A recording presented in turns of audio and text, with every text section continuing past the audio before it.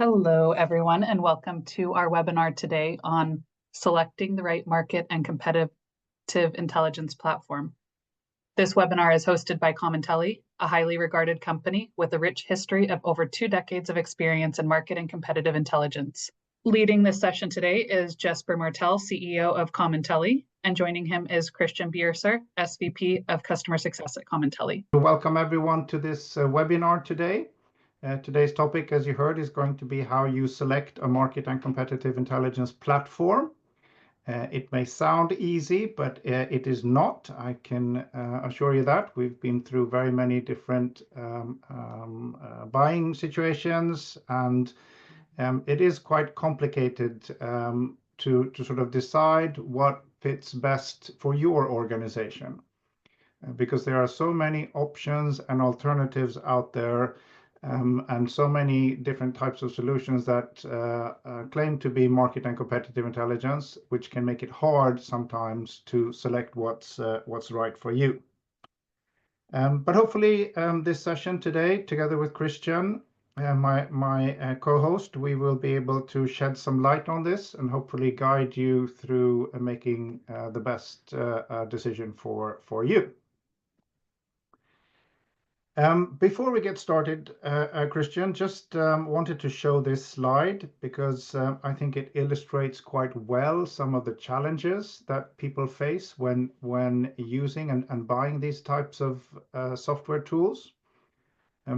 This is a slide that was taken from a skip session that we did, where we had CI competitive intelligence professionals in the room, and we asked them what their main challenges were. And you can see some of these things, integrations, new technologies, cost, things that are difficult to handle, not only when you use a platform, but when you buy one as well.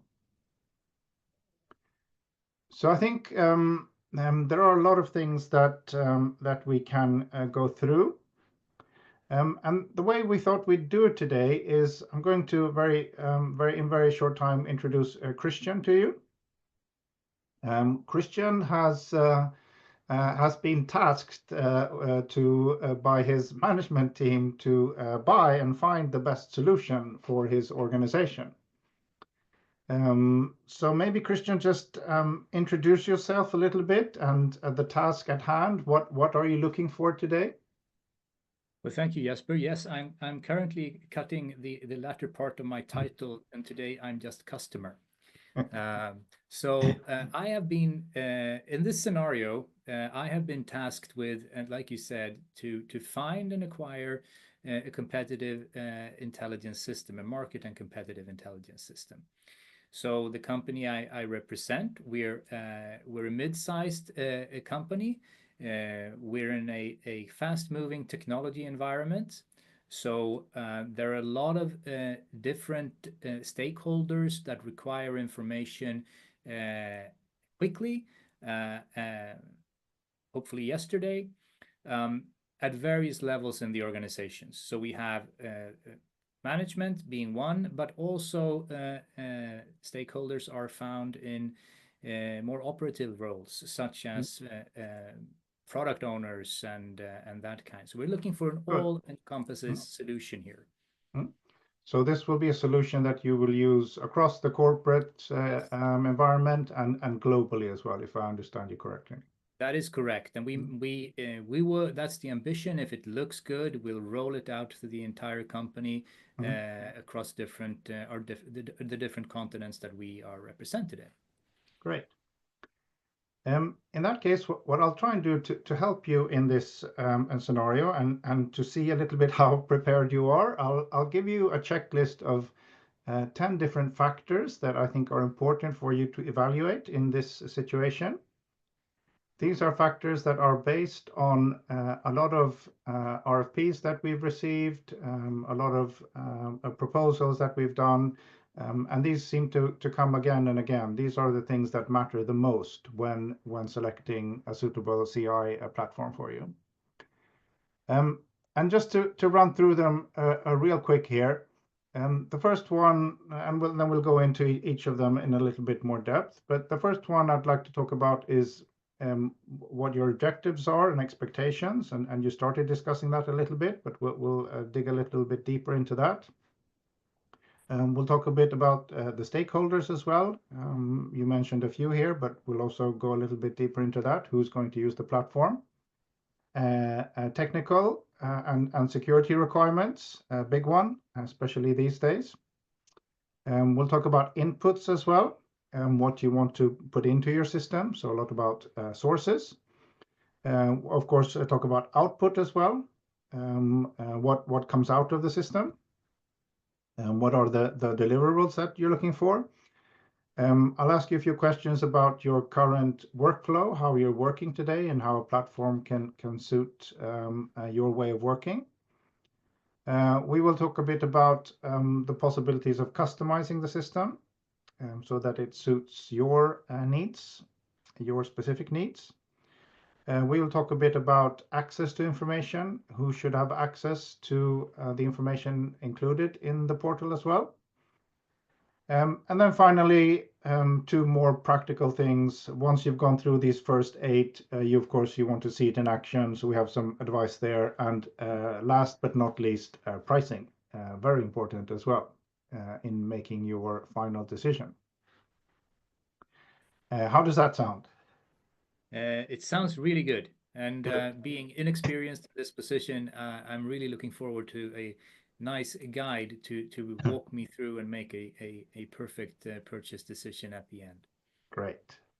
Well, let's dive into this then. I think the first question that I have for you, and it's perhaps more important than you would think, but that is what's the purpose of the system? What are the objectives? What is the specific problem that you're trying to solve there? Do you have any thoughts on that?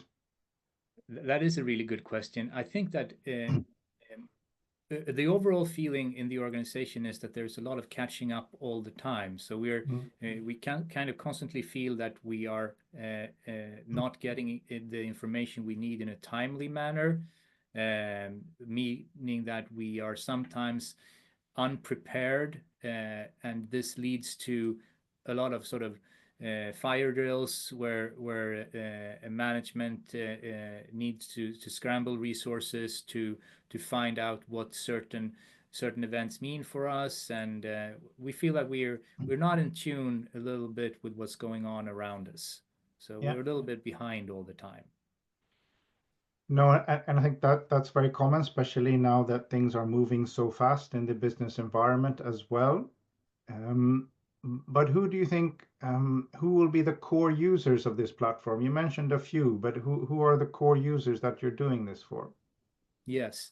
So again, we're looking at the initiative comes from the management level. So of course, that's kind of an important target group, and their focus tend to be a little bit more strategic to make decisions more on a kind of a long-term basis. But as I mentioned previously, we also have a lot of interest in the organization to improve sort of our tactical intelligence and more instant decision makings. This comes primarily from anyone that is engaged in sales activities, but also on the marketing side. There's also a need for more timely and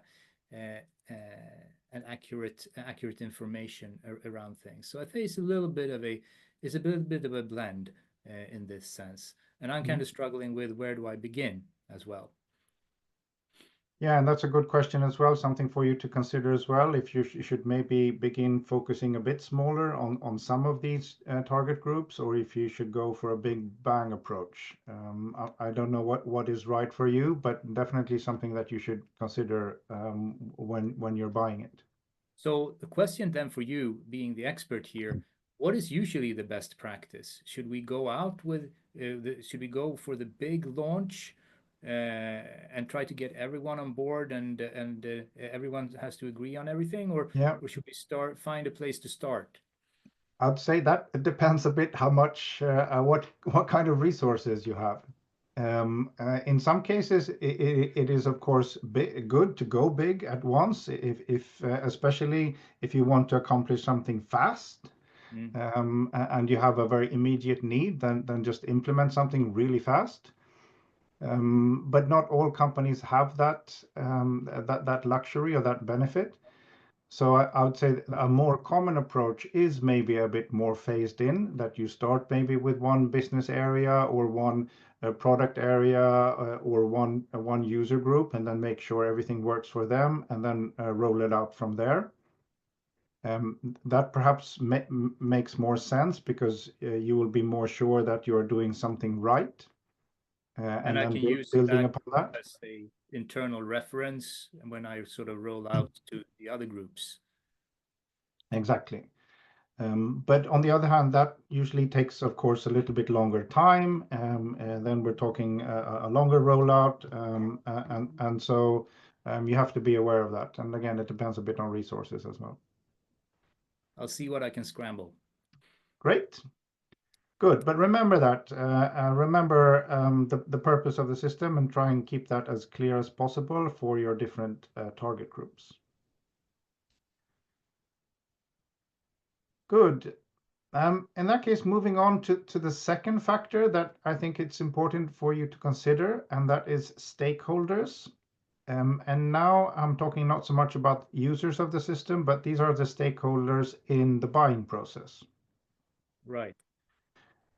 So of course, I mean, you'll have your core users. They need to be involved. The people who are actually going, the power users, the people who are actually going to be working with the system.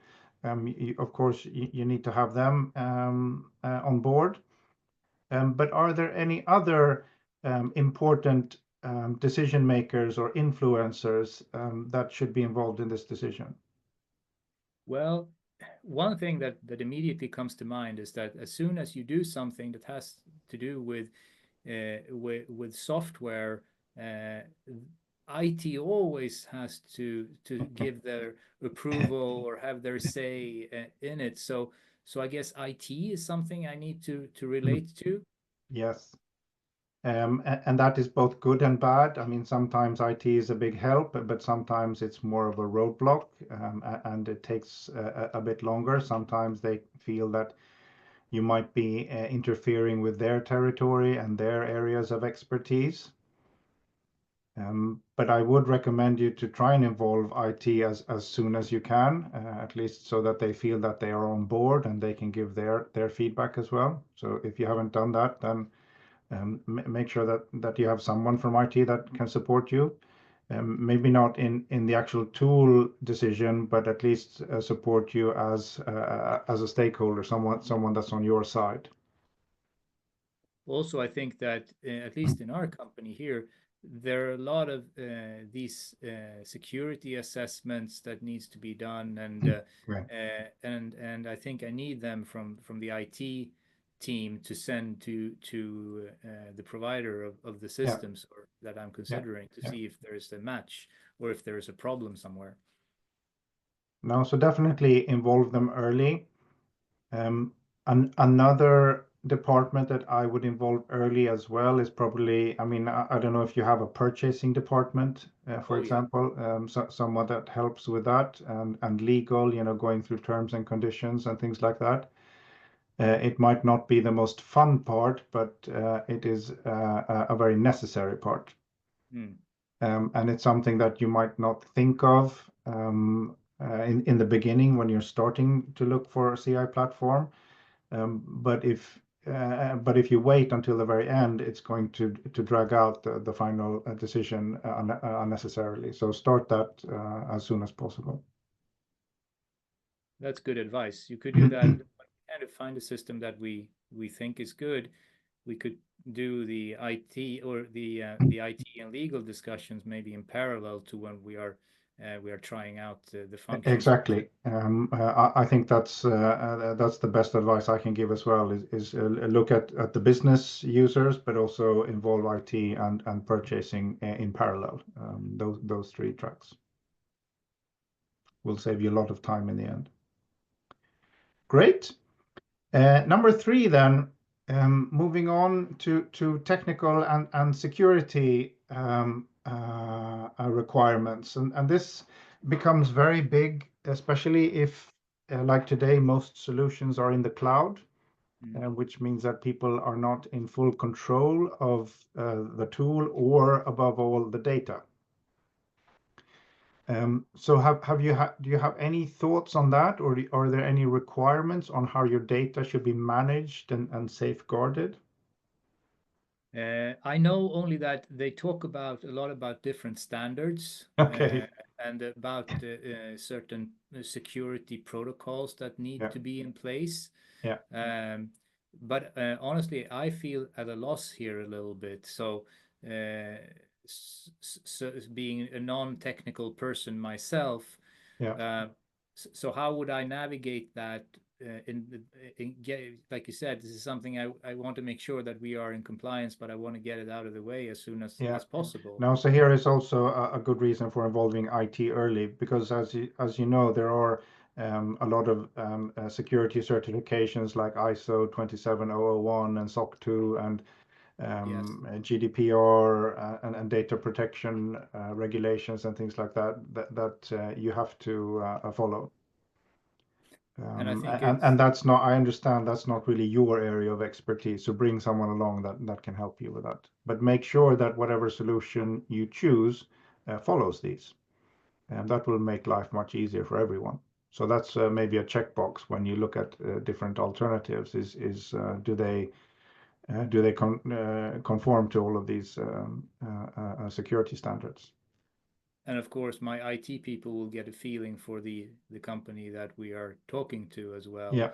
Yeah. And kind of sort of give their input on what they think, maybe beyond just the assessments. Yeah. And the other part of this equation is I mean, following security standards and protocols, but also how do you plan on authenticating people? And when people log on, do you have any thoughts on that?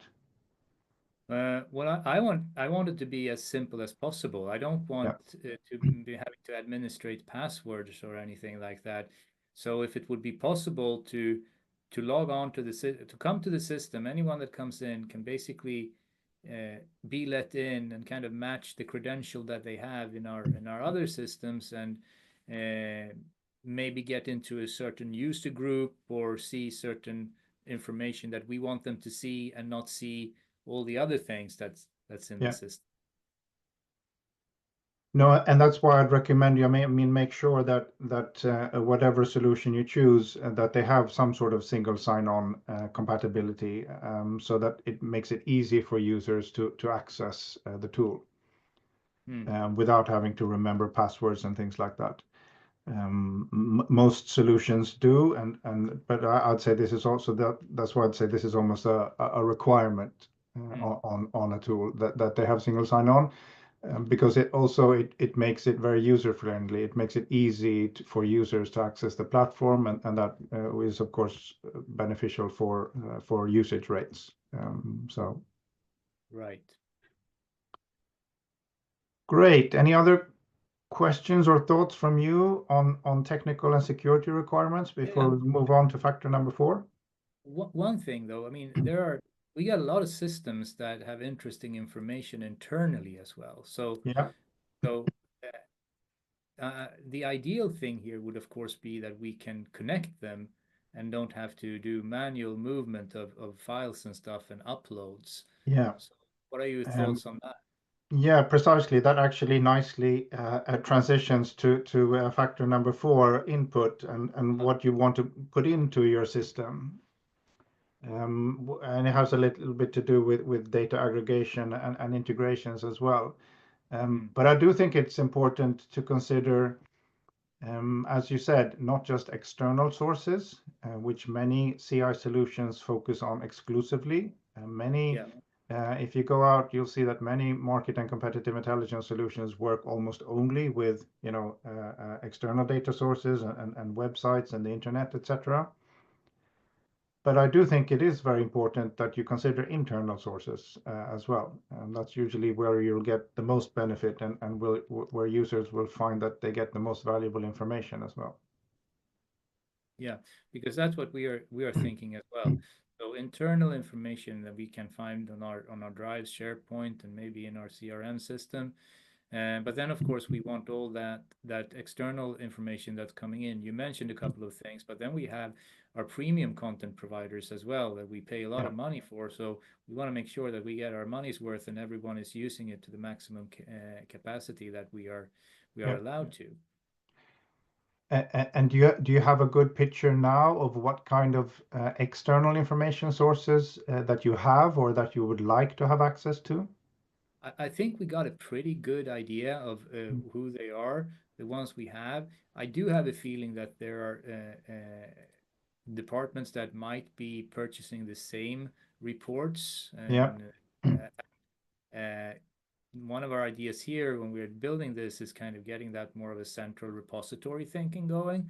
Yeah. And maybe save a few bucks in the process by not overspending on content as well. Yeah. And I think that's a great idea. If you can do that, that's a very easy win to show as well for your managers, so that they see that there is return on the investment that you put into this, that you can actually save some costs on content. So I'd definitely recommend you to start with that. Mm-hmm. Also, probably, I know that you mentioned internal information is important to you, but I think it's more complicated as well to get those integrations set up. Mm-hmm. So one recommendation in there could also be maybe to start with some external data sources, so at least you get, custom news feeds and some competitor monitor going, the easy wins. Right. And then sort of build upon that. Makes sense. Good. In that case, we'll move on. So we talked about inputs and data sources, but of course, I'm interested to see your thoughts on outputs and deliverables. What do you think your users will want to have, and how do they consume information today? I think that we're looking at maybe two main groups of people. That's at least my when talking to people in the organization, is that one group simply wants to be notified. They don't want even to bother with the system. Just like a quick alert or something like that is very common. Yeah, exactly. Something in the email, report, or preferably very tailored to their exact needs. And I get the feeling that they don't want to take time out of their regular processes. They just want to get that information that they need and maybe update them every morning or every afternoon or something like that.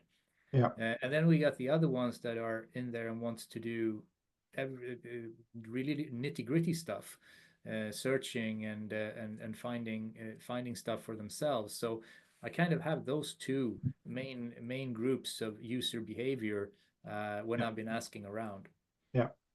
No, and that fits very well with what we see. Some people want the tool to just, push them information, newsletters and alerts. But some people want to go in and pull information and do their own research and use dashboards. So I think you will find those two types of users. And you, of course, you have to be prepared to be able for the tool to be able to produce this kind of output that suits different people's information preferences. Because one thing that I noticed as well is that ones that prefer to interact with the system, they also have a very different idea of how the information should be presented. Yeah. So I'm talking to the C-suite people. They really want some sort of dashboard with very few metrics on them and information. Yeah. And that was very different when I talked to some of the product people that wants a lot of data there. So I feel that there is a customization need. Yeah. Good, but then it sounds like you've thought about that question at least, because this is also an important factor, that whatever tool you decide, it should be flexible enough to be able to provide these different types of outputs. Good. That moves us on then. I mean, a bit to oops, sorry, I'm a bit too fast. To visual analytics and AI, of course, is a very hot topic. Is there anything there that you've come across, or what are your thoughts sort of on Gen AI and understanding these new technologies that are changing so quickly? Well, one thing management told me when I was starting this, it has to have AI. Yeah. They didn't really explain what they meant by What is that. AI? Yeah. Or I'm not sure if they know, but No. at least it should be part of it. I'm thinking more of it as an enabler of what I want to do, and I wanted to be able to do things faster. So instead of making, I'm envisioning that instead of making just regular searches, I might be able to ask questions and have the AI work, like you said, in a generative way, and pull that information from various sources into an answer for me. Yeah. No, and you're right. I think when you say this, that people don't really know what AI is, but they they want it in the tool. And AI is so big. AI can do so many things. It can summarize and translate and categorize, and there's so many things that AI can do. But of course, people are looking at ChatGPT and that kind of functionality where you ask a question and you get a response. And again, it looks very cool and very nice on the internet, but I think the challenging thing, and for you to think about when you do this in a corporate environment, is of course where the data is coming from. And I think that's a huge factor in this, is how much in control are you of the data that the AI is working on and is being trained on. So I think it's nice to be blinded by AI and what AI can do on the internet, but then translating that into a corporate environment is actually a totally different thing. So It's you're very basically yeah, no, saying, just to give you an example, it's very similar to, when people Google things on the internet, people want that experience, but translating Google to a corporate environment is quite challenging to do. Yeah, not even Google have succeeded in doing that, because you have to think so much about where the data is stored and access rights and things like that. No, I understand. I think what you're saying is also that the AI I should understand and control what data it works on, so I'm not using unreliable sources, and if I have those, I might want to exclude them from the AI engine, basically. Exactly. I think that's an important factor to consider, that whatever tool you choose, make sure that you are in control of the sources that are being used. Otherwise, you run the risk of getting, fake responses or wrong answers to your questions if they are based on the wrong data. So the quality of the data is super important. Going back to the previous, when we talked about input and sources, I think with AI, data quality is becoming more and more important. Yeah, makes sense. So think about that. Any other thoughts or questions about AI that you have? Or that you've any requirements that you've heard? I've only heard certain things that at some content we may not have the permission, internal content, to be used in AI, because it is considered sensitive. So I guess I might want to be able to exclude the AI from certain content, or not having everyone have access to it. Yeah.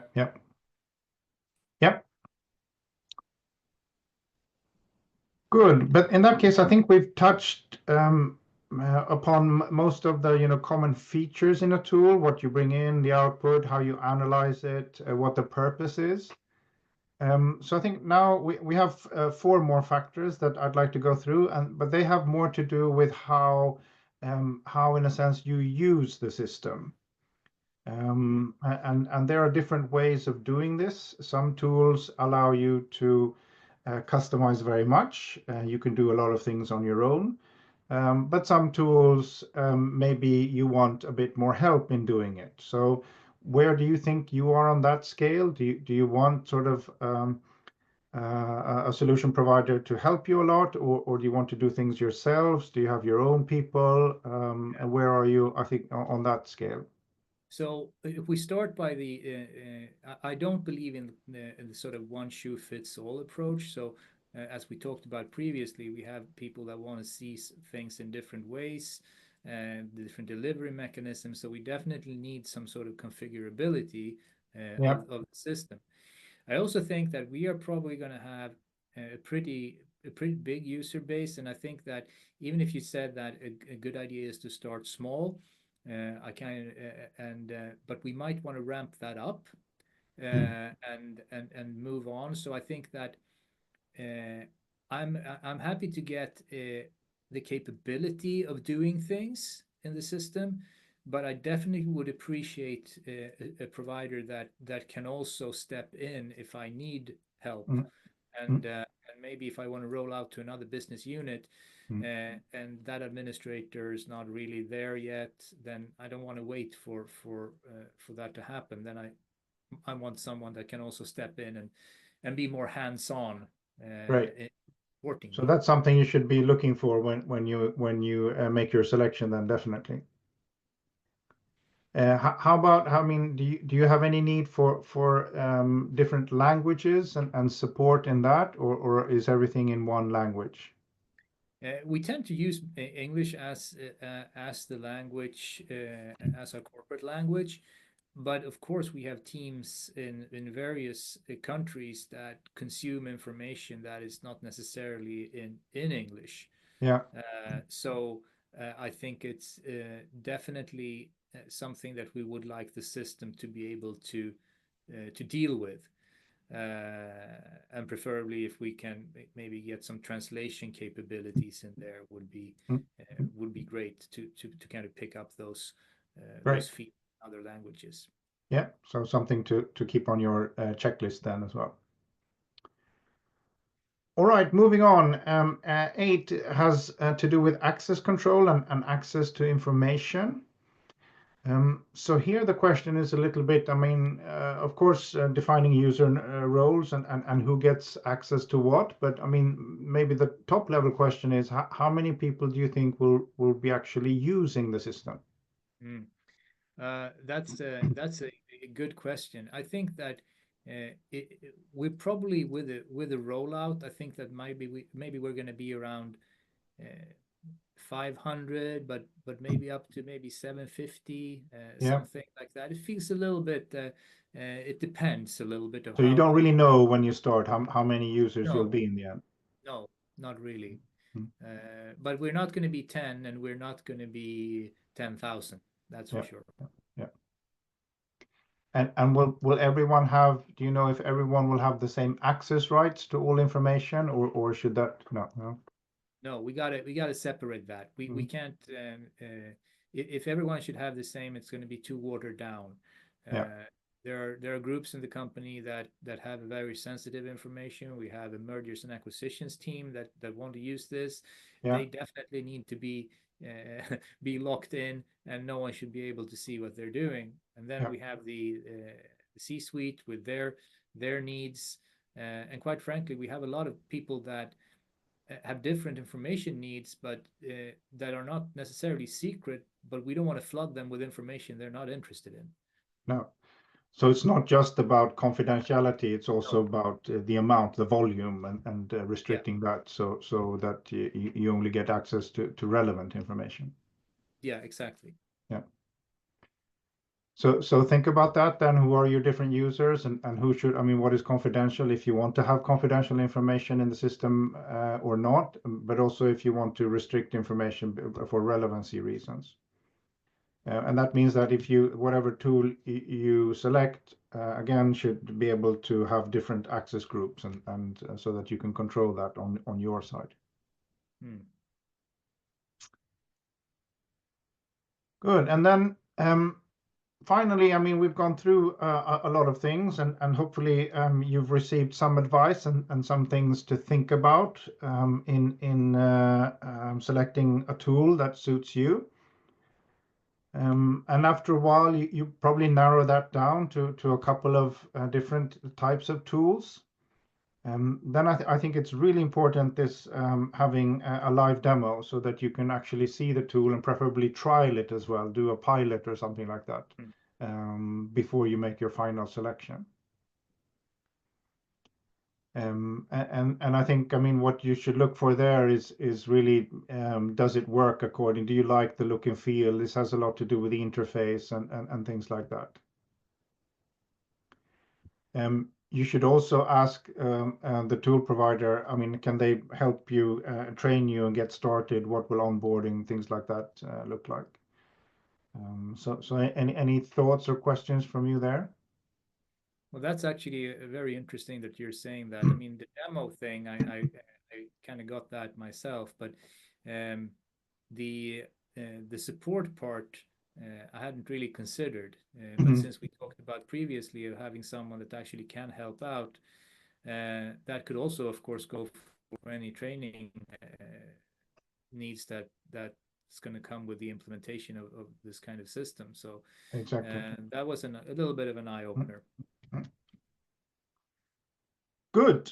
And then the final point is, of course, pricing and budget. And I don't know what kind of budget you have for this. You might find solutions that look really nice and you would love to have them, but your budget is only a third of that. So there's always some balance there. Yeah.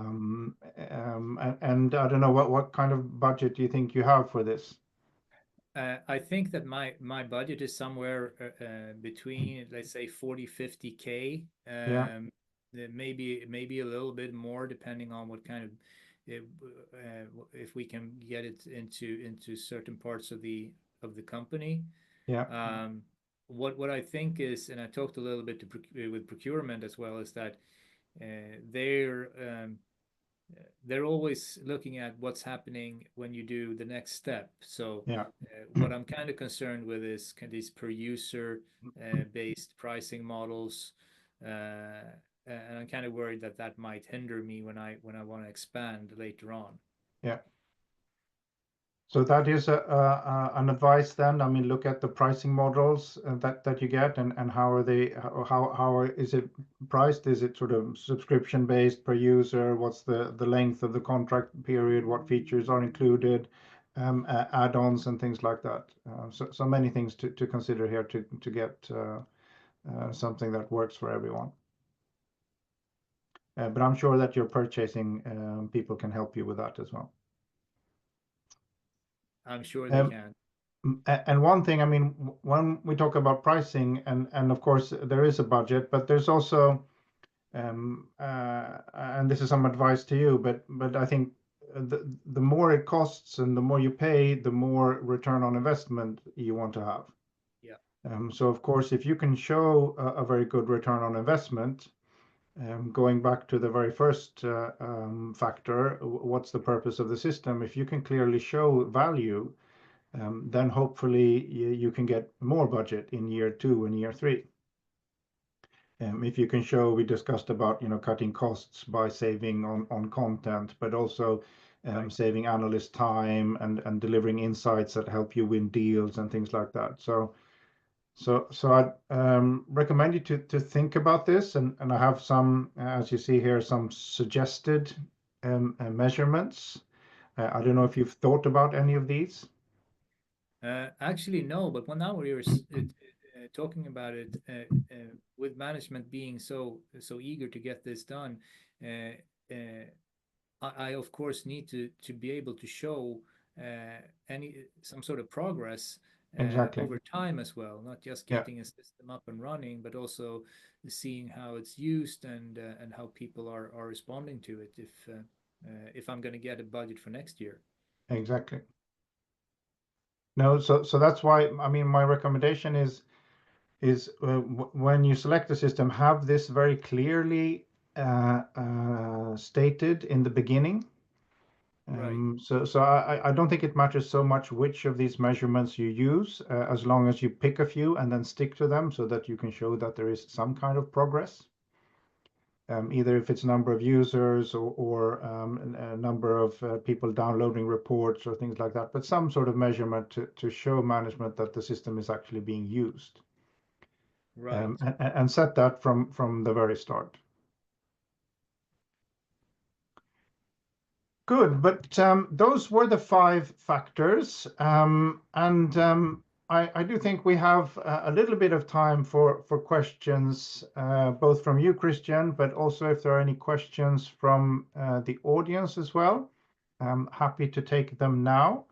But I think these 10 factors that we've discussed are maybe the most common factors that come up when people are selecting these tools. So what is the purpose, the stakeholders, technology requirements, what you want to put in, the output, how does it suit the way you work, can you customize it, who should have access to the information, get live demos and trials, and make sure that there's a good flexible pricing model. If you think about all those things, I think you will find that you will get something that that is well suited to your needs. We do have a couple of questions from the audience. First one is, how long does it typically take to select and buy an MCI system? Yeah, well, Christian, you're the one buying now. How long have you been doing this, and how long do you think it will take before, I mean, from the first day that you decide that you need something until something is actually in place? So that is a good question. I'm going to also resort a little bit back to my experiences. The purchasing process of these tools can be anywhere, I think, from about a couple of months for someone who has a very, very clear-cut idea of what it is they want and are doing their thing in a very structured way and are prepared internally. To the ones that are starting in a very exploratory phase and where these processes could go up to a year or even beyond that in some cases. I do want to say one thing there is that the longer the process takes, the greater the risk is also, of course, that there needs to be adjustments to the scope and the perspective of the project. So it's good to be thorough, but it's also good to get things done. Exactly, and I was about to say that because I think that is becoming more and more important the faster that technology is developing. We've seen cases where sometimes these purchasing processes take more than a year. And then whatever we started offering a year ago, after 1 year, it's almost obsolete because there's new technology and new ways of doing things. So if it takes too long, you might have to start the process over again, and you never get to a decision. You might need to do a new security assessment. You might need to do things because it's simply this one was done 12 months ago, and then you need to get a fresh one. And so keeping a little bit of a pace here is, I think, important as well. Yeah. Thank you very much. And next question is, what do successful MCI platforms have in common? Yeah, well, I can think of a couple of things, and again relating back to these factors, but I do think from what we've seen that it is very important that the purpose of the tool is very clear from the beginning. So maybe that's my number one advice. All the successful tools that we've seen, then that has been very clear. We are doing this because we want to solve this problem for this group, and they need this kind of information in this format. If that's very clear, then the chances of success are high. I think another thing that we see often in successful platforms is, of course, that they have this nice balance between having the right information and the right technology, the right platform, but also the right people in place. So this balance between information, technology, and people, I think is key to success as well. So it's not just about having the platform. You have to make sure that you have the right engagement and the right people as well. So I think those are a couple of keys to success. Yeah. Anything that you would like to add, sort of from your perspective, Christian, that you think would be a key to success in your organization? I think one thing that is maybe not when you start out and starting out maybe in a smaller setting, but what becomes immediately important when you grow is something as boring as the license model. Yeah. Because it can actually stop you in your tracks if you suddenly realize that it's going to be way more expensive to expand the system than you thought initially. And it's easy to overlook that when you're looking at a group of maybe 50 or 100, but then suddenly you take off and you want 1,000 users. What kind of impact does that have? So that one is, I think, the successful ones have a path to scale. That they can overcome this and get the system out to as many users as they can, because a broadly used system is a successful system generally. Yeah. Good thinking. Remember that when you start rolling it out. Great, thank you. Maybe one or two final questions, just to be mindful of time. This one is, what features are absolutely essential in an MCI platform and which ones are nice to have? Yeah. Oh. Yeah, I mean, I'll let you answer that first, Christian. I have a couple of thoughts, but maybe from your perspective, you're going to buy a system. What do you think is going to be the killer application in your case? So I think the killer application, again, going back to what is it that we want to achieve? We want people to have the right intelligence and the right information at the right time. So what the feature it has to be able is to have a high degree of automation and capability of sending that data out in the forms that the user wants it. Yeah. So that's at the core, I think, of any MI and CI system. If you don't have that, then you have a problem. And that means translating that into feature. For example, it's very important that you can set up personal alerts that are very specific to each recipient's needs.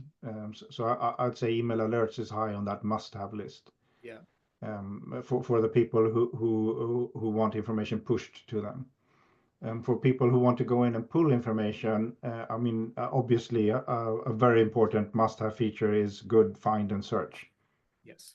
There must be a way to go in and search, and if you use traditional search technologies for that, or taxonomies, or new AI-based technologies, it doesn't really matter, but some way of searching and finding answers to what you're looking for. And when it comes to nice to have, I think it's impossible to answer, because that really depends on the needs of your organization. But you could say something easy like, well, it's nice to be able to change the graphical interface and stuff like that. But it's nice to have your own branding, for example, your own colors and logo and things like that. But it doesn't really affect the system in any other way than it looks nice. So, but that's a very hard question to answer. Good. Do we have one maybe final question? That might be it, unless anybody wants to write a last minute question for us. I think maybe we'll. Well, thank you so much, Christian, and hopefully you have received some advice. I look forward to seeing which platform you select in the end, and how long it will take, and hopefully you'll get a good price as well. If you have any additional questions, please don't hesitate to contact us at contact@commentelli.com. We will look forward to the opportunity to connect with you again soon. Thank you and have a wonderful rest of your day.